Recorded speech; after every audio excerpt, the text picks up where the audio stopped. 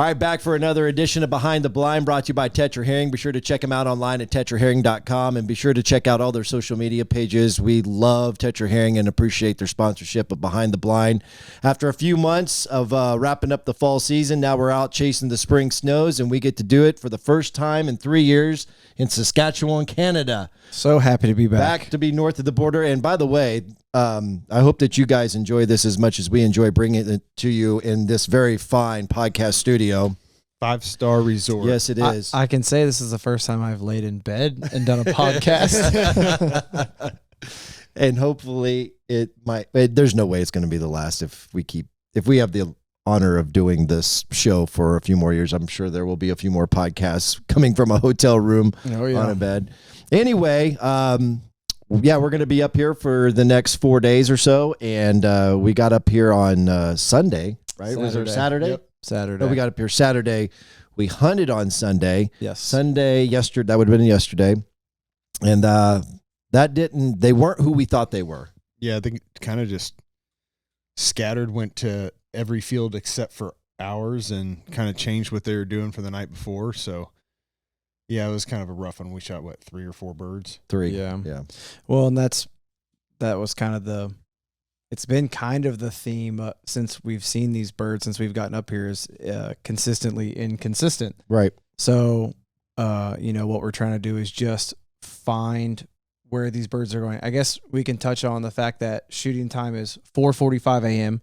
So the wake-ups are unbelievable. We're literally waking up in like 5 hours to hunt tomorrow, but then it doesn't get dark until 9:30 almost. So the problem with that is these birds have been hopping field to field so much that you really want to wait until you see what that last field is that they're comfortable in that you want to hunt in the morning. So that requires us to be out really late. By the time we come back and eat dinner and get ready and do all this, you're taking a nap at nighttime and you're taking a nap in the afternoon. You're trying to cram 5 or 6 hours of sleep in a day. Yeah, you're really getting the major bulk of your sleep in the afternoon. Yeah. Because by the time you figure that if your bang time for shooting is at 4:45 in the morning, and if we're out scouting until dark, and it doesn't get dark until about 9 o'clock, and we try not to wait until 9 o'clock to get back, but then you got to eat dinner, put a plan together for what you're going to do the next day. You're not getting to bed until 10:30. The alarm's going off at 1:30 or 2. Yeah. So that you're set up in time to shoot at 4:45. Hopefully you're getting done before 10 and then back and eating lunch and then going to bed. And so you can go out to scout about 5 or 6. Yeah, they're long days. They're long days for sure. Yep, about 3 to 4 hour nap at night and a 3 to 4 hour nap in the afternoon. Right. This is our third spring coming up here. Obviously, as I mentioned earlier, we took a 3-year break thanks to the global pandemic. A forced hiatus. Right. Thanks, Trudeau. Not that it was his fault that there was a pandemic. It was his fault. It was definitely his fault. When we came up here the first time, we didn't know what we didn't know. And hunting spring snows in Canada in May is not like it's not like us shooting snows back in Kansas or Missouri, right? So just in the United States in general. Right. Or even in Canada in the fall. I mean, it's just a little bit way different. Completely different. Obviously, it's mostly adult birds. Yep. And one of the things that we learned in that first year was that we would find better success hunting water. Sheet water, right? Gloves. A lot of the snow mount. I mean, we saw snow tonight down south when we were scouting. Right. Like he's like, look at that giant snow mountain over there. Yeah, it's probably a drift that's just still melting away. Yep. But yeah, I mean, hunting sheet water is anytime you can do that in the middle of the field, you'll see these birds. This time of year, they're obviously heavy feeding. Getting ready to go to the tundra. And they like to spend a lot of time in the field. So anytime they can find water in the field and not have to go back to water during the day, then they'll just sit out there all day. Right. So if you can obviously find the best of both worlds there, then it just seems that it's easier to decoy the adult birds doing that, and there's just more confidence with them. But it's not always the case. Like, 2019 when we were up here, there wasn't much sheet water at all. I mean, some of the potholes and everything were actually showing bare bank and everything. So, you just kind of got to take it year by year. And, even it seems like this year we're we're kind of late. Like it seems like this migration, there's just not as many birds in this area right now as there normally is. It seems like a lot of the migration might have shifted even further west this year with the late snowstorms that kind of came through the middle part of the province a couple weeks ago. So kind of a weird year in general, with obviously a ton of adult birds and scattered birds doing different things. And, but I mean, that's kind of the fun of it, right? It changes every year, and that's why we like coming up here and doing it. So. Yeah, there's not one simple method to doing it. You have to adjust and adapt based on the situation. You talked about all the snow that came through. I mean, heck, even the Dakotas, North Dakota in particular. I mean, our buddy Cody, you know, who we hunt with a couple times a year in the fall, we were seeing Snapchats from him of just the ungodly amount of snow that they were getting. So that snow line up in the northern parts of the states even had birds hung up, you know, south of North Dakota, which has had them delayed in getting back up to their nesting grounds. But it's not like we don't have any birds here. I mean, there's definitely huntable numbers. Yeah, and it's just going to get better, I think. Yeah, for sure. As time goes on, we definitely have done our fair share of putting miles on and scouting and getting a good idea of what these birds this year are wanting to do. And obviously that turned into a fun hunt this morning. Yeah. So we only shot the 3 the first day, and we did hunt on water, and it didn't pan out. And so we decided actually to not hunt water today. We did a field spread, but we had a sheet water that was right behind us. But we ended up with 48 birds. I mean, it wasn't like the best spring snow goose hunt we've ever had, but I mean, it was a solid day. Mostly singles, pairs. I was gonna say, when you shoot 48 in singles and pairs, it's like when you get 30 There's a lot volleys, of action. It's fun. It's Good old really gentleman fun. shoot. Action. But I mean, you know, back to what you guys are saying is, you know, it's only going to get better. It is late this year, right? And you know, Cody and Cole were just, you know, talking to me last week and said that, or actually 4 days ago, I was on the way up here. Yeah, still people shooting snow geese in North Dakota right now. So very, very late for this time of year. It's not on schedule for obviously the late snowstorms that went through, and how long it stayed below freezing up in the Dakotas and obviously up here in Saskatchewan. But I mean, it's great to be back, and then I mean, you can't complain. No, I mean, this is as tough of a trip as it is between the hours and the long days and things. It's still one of our favorites, and I think, I mean, not only do we love doing it, and we love being in Canada, right? If you guys haven't hunted Canada, it's unlike anything you've ever hunted before, and then not just the hunting and how great it is and the beautiful country, but the people. I love coming up here and just talking with landowners and talking with locals, and everybody is polite. Everybody's happy to see you. Mm-hmm. They'll sit there and talk your ear off. They'll invite you into their house and have a cup of coffee, and it's just it feels it's different, and it's a lot of fun. It is a lot of fun. I think fortunately the people from the States who come to Canada, you know, hunters get a bad rap of late. You know, like we're always getting persecuted, it seems like, for one, even just shooting animals. But then there's just the people who take hunting for granted, and they leave their shotgun holes behind, or they rut up fields or whatever. And I think a lot of the people here locally, not to mention the economic part of it that the people from the States bring to different parts of Canada by coming up here and hunting, but the hunters really appreciate the fact that you're doing the right thing. You know, you're going and asking permission, you're shaking hands, you're building a relationship, you're having that face-to-face time. They don't come in contact with a lot of people because it's a very rural area. And then, you know, hey, buying them a case of beer or giving them some sort of little gift to show your gratitude, and then just picking up after yourself after you're done. I mean, that just goes a long way. I mean, that was where we hunted today. The farmer was super nice, even called me back later tonight and said, yep, you can have all of my property for the rest of the week that you're here. My only stipulation is don't run up the field and pick up your shotgun shells. Well, no problem. We do that all the time. Right. But, you know, and I'm only conveying that just for maybe people who are watching, that it's just the little things that go a long way that helps us as hunters, whether it's in Canada or even in the States, by building those relationships and doing the right thing, it helps put a positive spin on all outdoorsmen and hunters as a whole. So what is the number one thing that makes, I don't know if I'm going to word this right, but makes the Canadian farmers different than the American farmers? Like, why are the Canadian farmers so much nicer than the American farmers? Is it because they don't have that jackass 18-year-old running around rutting up his fields and leaving the shotgun holes that ruins it for everybody? Or, you know, what is the deal? Is it because they own so much ground and the birds are that much of a pain to them up here comparable to other places? What do you think the reason is? That is it because they don't have interaction, right? With, you know, they're such small towns, they don't get to interact with people outside of their area. They like meeting new people. Are they just nicer people? Like, are Americans just assholes? Right? I'm going with D, all of the above. It is. It really is. I mean, I think it's a combination of all things, and I think it's a really, really good question. And the reason I think the biggest difference is, and you hit on it, was, I mean, we're in the waterfowl mecca, right? Like, there are so many birds here that are here longer than what we get to experience down in the States.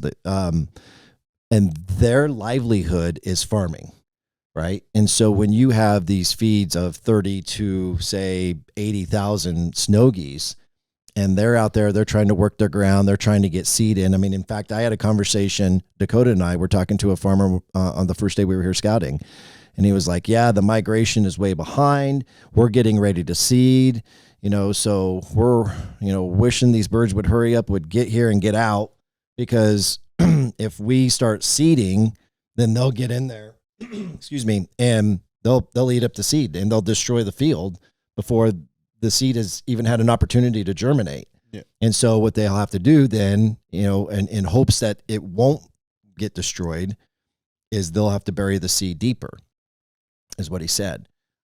However, I got denied permission on a piece of property tonight. The farmer or the landowner came to the door and he goes, I know why you're here. He was of all, you know, we talk about all of the people here being so nice. This guy he wasn't mean, but he didn't have a great personality. And he says, I know why you're here. And I just got done getting my ground worked. And I know that they're in there and actually they're creating more good than they are harm. And he goes, I'm getting ready to fertilize, and I don't want people in there with the fertilizer that's down there. And I guess he thinks because geese are in there crapping all over his field, maybe that's creating some sort of, I had never heard that before. And to each their own. I mean, I wasn't upset about it. I respect his decision. That's the first for me. But, you know, just a day prior, we had the guy said, yeah, we want to get you in there and get them out of there so they don't rip up our seed. And then this guy's saying, yeah, free no, they're creating, come on in. Yeah, here. They're creating more good than harm. However, he did say, he goes, you come back in the fall, you'll have the green light whenever you want. He goes, in the fall. And I think that, again, getting back to your question, why is it that these landowners are so much nicer and appealing? They are so much giving. They offer the opportunity for us to hunt more than what we run into in the States. Is one, I think it's all of the above, but two, I think this is their livelihood. And I think that these birds create more harm and damage than they do good. That's my general assessment of the situation. What would you say? Americans are assholes. Okay. No. I mean, yeah. All of the above. It is, right. It's just, See, D. Always I feel go. like If there's multiple choice, go with D. All of the above. the one that hasn't, you know, been mentioned is the asshole 18-year-old or 16-year-old, whatever the case may be, right? Like the high schooler that thinks he's, you know, king of the world and goes out and gets permission, ruts the field. I feel like we all have a story or know somebody or something along those lines that have happened that the farmer's like, nope, no more hunting at all, right? One person, and maybe it was a 60-year-old, right? Or maybe it was a 40-year-old, right? But I feel like it's always the younger, like high school generation that doing dumb stuff that would run it in America for farmers. And that's a hard thing. And the other thing is like when you do come up here, like Alex, we were talking about this the other day, is, you know, you're spending your hard-earned money to come up, right? You want to be able to come back.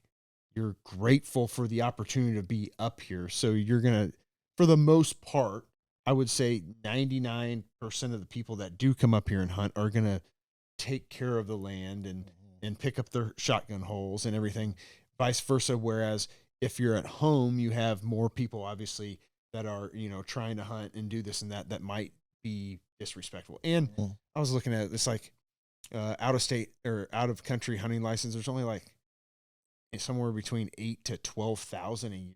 Oh. So you're talking like on a way different spectrum too. There's a lot more, hunters in the U.S. than there is. Sure. Yeah. Sometimes I feel like Canada, I've too. run into 8,000 hunters on one piece of public ground before. Yeah, so. exactly. So in the grand scheme of things, but obviously we come up here in the fall and you're like, man, it's crowded up here. There was like 30 scout trucks around. Like, what's going on?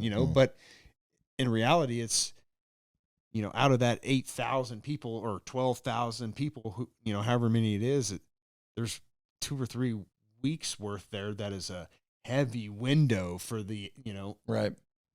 Everyone from the U.S. coming in. So the whole province gets, jam packed there for 2 or 3 weeks. So. Yeah. I think the moral of the story is whether you're in Canada or you're in the States, do the right thing, take the extra time, build rapport relationships, because the hunter who goes in and gets permission, who takes that land, that opportunity for granted, and then possibly makes a mistake and accidentally ruts the field, because no hunter, I wouldn't think, would purposely go in and rut the field, And so if you do put yourself in a position where you make a mistake, hopefully because you've taken the extra lengths to have a relationship with that person, that farmer will then give you a little extra grace. And I think that's in as a whole that a lot of farmers or landowners maybe get sick of is that they give and give and give, and all the hunters are doing is take and take and take, and taking that person and their field, their resources, their livelihood for granted, just to go in there and then screw it up. So just at the end of the day, do the right thing. And that's what will help keep the tradition of hunting going for, generations to come. One of the things that we ran into today as well, if you've been watching Heartland Waterfowl for years, we get greedy at times. We want to make sure that the birds are centered up and they're feet down, within 15 yards in the hole. And in this particular hunt today, we didn't really have that opportunity because these birds are a little bit scatterbrained. They have a lot of different options. We had to kind of take what we could get, because once they got within shooting range, if we didn't take the shot, there was a pretty good chance that they weren't going to spin and come back. Yeah, it was all or nothing. It was either they were fully committed and we shot a lot that were 5 feet off the ground, and then the other ones would come over and give you a good look at 20 or 30 yards. But there's a lot of them that would just come, give you a look, go to where they want to go, because they're bouncing around so much. But man, those ones that really wanted to do it, they ate it up really well. Anything you wanted to add to that? No, I mean, well, it was just that I felt like that, we knew going into it, because one, we didn't have a lot of wind today, and we don't have a lot of wind. We had no wind until probably 10 a.m. Later in the morning. Yeah. We don't have much for a wind early tomorrow morning as well. And so when you're watching these episodes on our Heartland Waterfowl YouTube channel, which we will have the episode from today's hunt dropping soon, so make sure you hit that notification bell so that you get a notification for when each piece of new content drops. If you see some high, long shots, that's why. We didn't have the luxury of being greedy, knowing that, like you typically can when hunting snow geese in the States, where you just watch the tornado and they spin and let them work till they feet down in the hole. We knew pretty quick that if we didn't take the shot when they presented it, that we were going to lose that opportunity. Yep. You only had one opportunity this morning. It was they were never going to give you a second look, and that was real apparent. First light. And if they're not doing it at first light, they're not going to, right. They're not most likely not going to do it the rest of the morning. So I didn't get to see what we have set up for tomorrow, but from what I understand, from what you guys have explained, it's a barley field, and there's a lot metric ton of geese in there. Yeah, enough. Yep. It's just no wind. We'll see if they want to cooperate. We're setting up where they were tonight. There was a bunch of them in there. They're coming from a couple different roosts, which places. helps too. So, I mean, we're doing everything we can. This is a little different area than we hunted the past couple days. So, we kind of got off the beaten track a little bit. Mhm. We're hoping that these birds haven't been hunted, right? It seems like they're comfortable. We didn't see anybody else out scouting them while we were around. So hoping they haven't been messed with and been comfortable in there. And the field is a little bit tighter, right? It's not a big giant open field like your typical scene up here. And that's what we're looking for with no wind, right? We want to kind of use that to our advantage, a smaller field, kind of keep them, corralled a little bit, so For to sure. speak. For sure. Just so help us out a little bit. So they're flying low. They're coming in there from a couple different directions. It should be good as long as, we can, hide, and it's got a pretty good hide in it. So I think, obviously that's the key is right now is it's like hiding. Of course, hiding's always important, but yeah, definitely dealing with the no wind. That's going to be, I think, the rest of the week. I think pretty much it's showing every day. It's light and variable, which is not ideal for snow geese, but they worked fine this morning with no wind, and said you take what you can They get. worked okay. You use everything you can. Right. Use everything to your advantage Right. that you can, and I mean, you can only do the best you can with the hand that you're dealt, right? And we're here and we're excited to be back.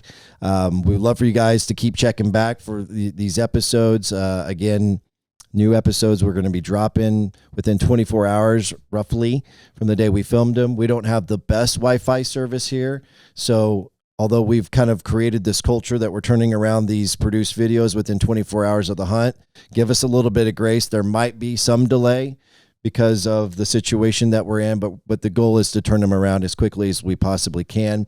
And also make sure you're commenting on these videos, because we would love to interact and engage with you while we're up here. If you've got questions about things that we are doing or things that you would like to know more about, that what goes into a spring snow goose hunt in Saskatchewan, please drop a comment below. Let us know. And then when we go back to do the next Behind the Blind podcast from this beautiful podcast studio, we'll do our best to, to address any of those questions that you might have. Anything else? no, Let's wrap I'm it ready up. for a shower and to get my 3-hour nap in. Yeah, Yep. Stay Stay tuned for tomorrow. Yeah. We'll have a good hunt, and we'll be right back here on the casting couch. Yeah. It's 9:19. Wake up call is at 1:30. Yeah. Thanks again, Tetra Herring, for sponsoring Behind the Blind podcast with Heartland Waterfowl YouTube channel. And we'll be back tomorrow with another episode. Thanks for watching.